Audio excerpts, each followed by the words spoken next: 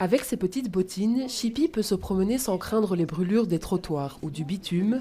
Avant sa balade, Sophie les lui enfile soigneusement, des sorties qu'elle privilégie lorsque les températures sont supportables. Alors je sors très tôt le matin pour qu'elle fasse ses besoins, pour qu'elle ait aussi un petit peu le plaisir de sentir la nature et de faire sa petite balade telle qu'elle a l'habitude de la faire.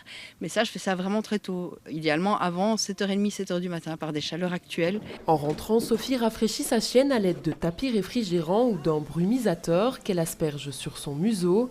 Sa gamelle est quant à elle toujours remplie avec de l'eau fraîche.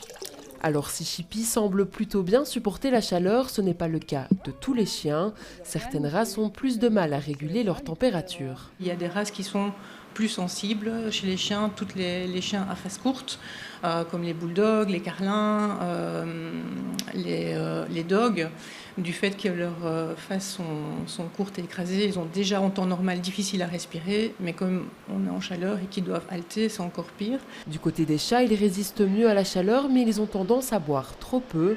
De la nourriture humide les aidera alors à mieux s'hydrater. On peut éventuellement, par exemple, rajouter des courgettes cuites dans l'alimentation, dans les croquettes, ou légèrement les mouiller pour augmenter l'apport en eau. La courgette a l'avantage qu'elle ne contient pas de calories et qu'elle contient beaucoup d'eau, donc ça aide le chien à s'hydrater. Pareil pour le chat, voire éventuellement certains fruits comme la pastèque ou le melon. Certains animaux aiment bien ça et ça permet de les hydrater aussi. Et puis restez attentif au comportement de votre animal de compagnie pendant les épisodes de canicule. Une température corporelle élevée, des allaitements importants ou encore des muqueuses rouges foncées peuvent être les signes d'un coup de chaleur.